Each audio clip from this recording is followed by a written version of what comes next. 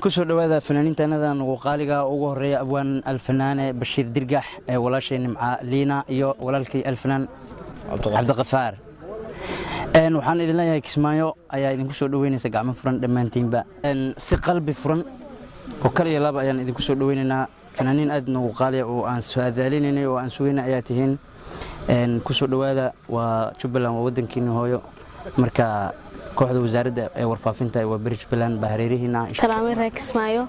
in badan baan ku taamayay inaan imaado in badan baan jeclaa inaan soo gaaro meel kasta ee Soomaali joogtay inaan tago kulay intiin badan inaan aqoon Ilaahay baan filayaa in yarna ay garanayso magacayga waa Nimca Liina waxaan ahay madariga kulay wallahi farxadeyda ma koobi karayade waan idinku faraxsanahay inshallah waan idin salaamaya baliyada iyo soo dhaweynta quruxda badan ee kooxda fanaaniinta ma garanaysaa Kismaayo ay nagu soo dhaweeyeen iyo dhalinyarada iyo gabdhaha dhammaanba waan ka mahadnaqaynaa waan dhownahay kulli xubno kale oo ila socday baa jira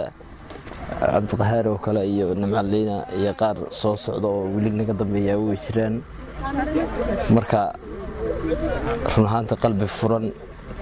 iyo ma garanaysaa shucuub wadaniyadeed ama lahaanshaha iyad nagu soo dhaweyseen aad iyo aad baan idinku mahadcelinaynaa socdaalkan waa socdaal aan kaga soo baxray oo ahaa Jigjiga oo muddo aan ku taaminay inaan nimaadna halkan ayuu ahaa run ahaantii waxaan Ilaahay ugu mahadinayaa inaan joogno maanta u dhex taagnahay barnaamijyo fara badan ayaan halkan aan ku qabanhaynaa kooxo dhaqan oo ballaadhana aad ka samaysaan ma leenahay hadii Ilaahay yiraahdo show birmada anta la dhahan oo ku qabanhaynaa marka waan idin hambalyeynhaynaa wad mahadsantiin waa markii ugu horeysay oo aan imaado in badan ayaan ku taamayay kulay inaan wadanada Soomaalida soo barto calanka Soomaaliya iyo calanka Kismaayo is agsuudhan maanta ay ugu horeysoon aad iyo aad ugu faraxsanahay waa mid aad iyo aad aan ii farxad gelisay waxa kale oo kulay walaalkay baa dhameeyay marna abwaankayga Bashiir Dirgax marka wax kale oo si dhaamaba jirtay aad iyo aad baan ugu faraxsanahay soo dhaweyntiina